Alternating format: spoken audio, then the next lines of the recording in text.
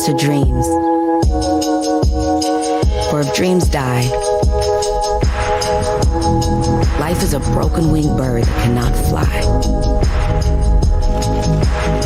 Hold fast to dreams. For when dreams go, life is a barren field, frozen with snow. Lots of oranges, half the sugar, 1,000% delicious. That's simple math. Say yes to simple.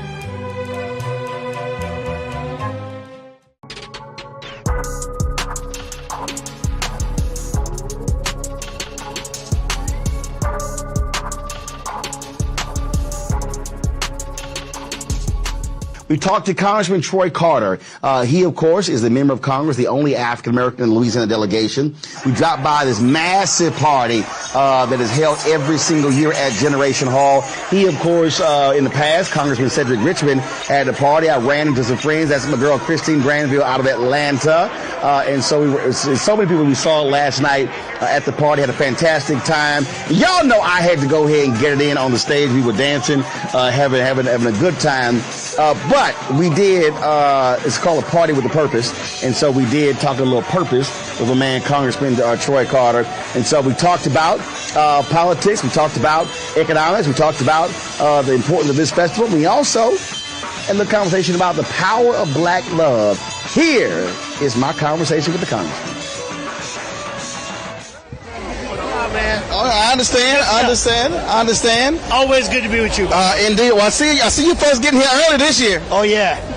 You know, people have been so waiting on the moment to get back to Essence, to get back to New Orleans. And after 2 years hiatus, you can see people are very happy. Very glad to see you, brother. Always good to be with you. Folk out having a good time, enjoying Essence, good, clean, fun, partying with a purpose. A party, but yes, a party that talks about what we need to do to lift up our people, to fight against the evils that's going on with the Supreme Court, to fight against those efforts to turn back the clock. It's a good time. And one of those evils, I mean, the way it should be going down, you should be having a second black colleague after November, and what the Supreme Court did was truly foul. Absolutely. Listen, math is math. You can split, dice this any way you want. We've got 6 members of Congress, and we are 1/3 of the state.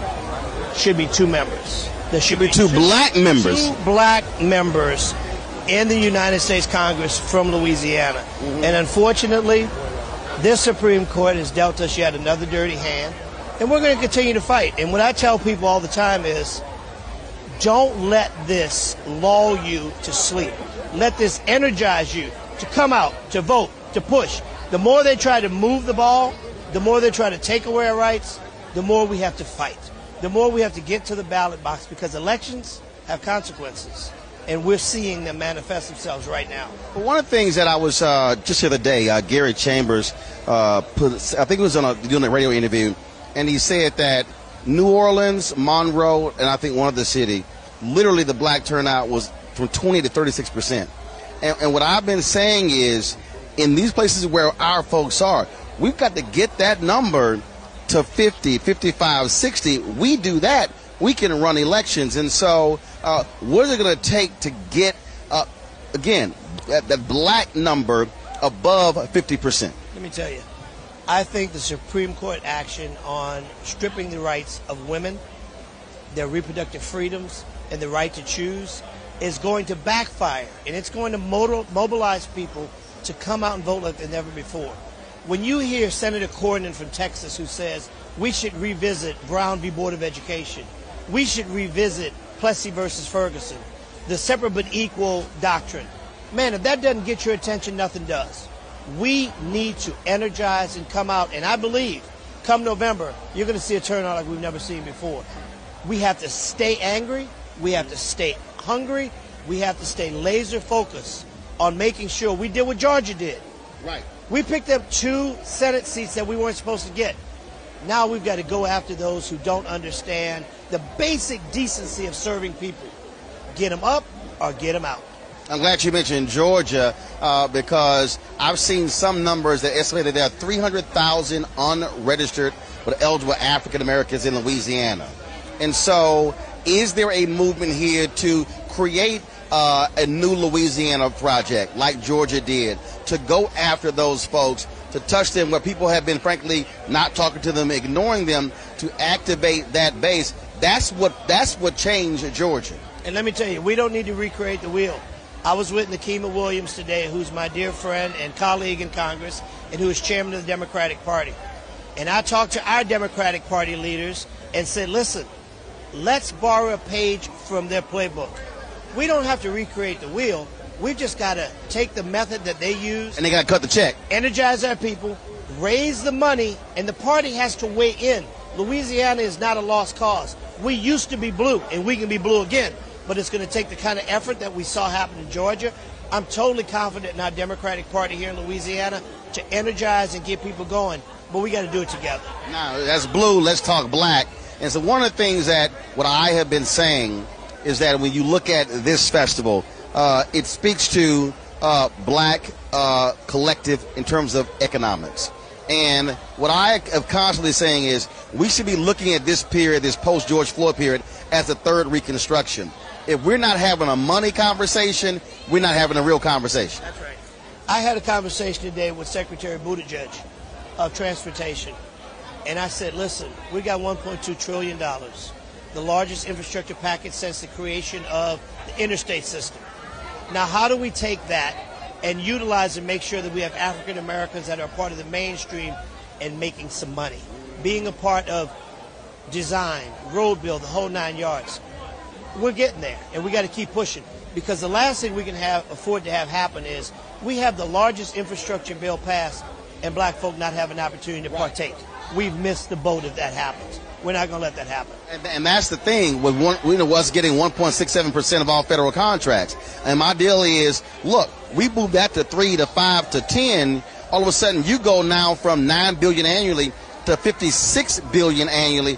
I'm like, that changes our community and changes black-owned businesses.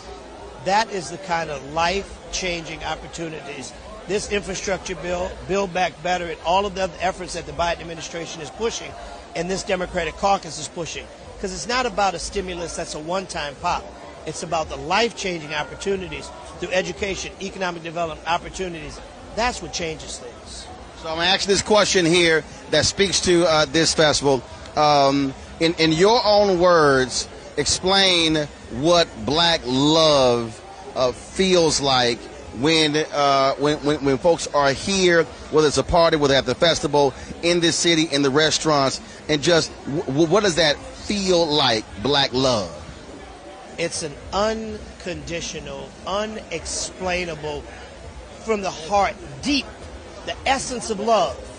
When you look at all of these beautiful people that are here, that come from all over the world to enjoy the music, the culture, the food, and the party with a purpose. It's like when we had the Million Man March years ago, when people came together and there was a sense of belonging, a sense of love. We got to keep tapping into that. And as I say to our brothers and sisters, we've got to learn to talk more to each other and less about each other. We've got to commit ourselves to a new us, fight to uplift each other, put down the guns, put down the drugs. Let's love each other the way it's supposed to be, the way we did at Grandma's house on Sundays. That's where we are. Well, for me, it was grandmother and grandfather's house. There you go, brother. I appreciate it. Thanks a bunch. Always, man. I appreciate you, it. Thank you. Made the simple way. With real lemon juice, 75% less sugar, and say yes to simple.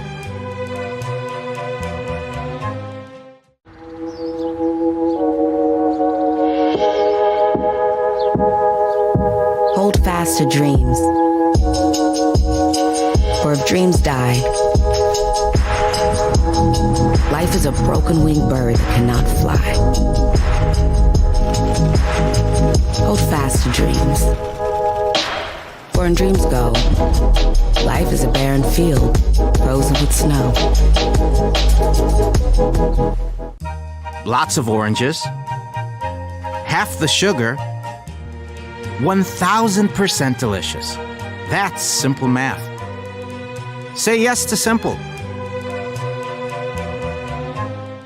Folks, Black Star Network is here. Oh, no punches! I'm real revolutionary right now. Support this man, Black Media. He makes sure that our stories are told. Thank you for being the voice of Black America, Roland. Stay black. I love y'all. All momentum we have now, we have to keep this going. The video looks phenomenal. See, this difference between Black Star Network and Black-owned media and something like CNN. You can't be Black-owned media and be scared. It's time to be smart. Bring your eyeballs home. You dig?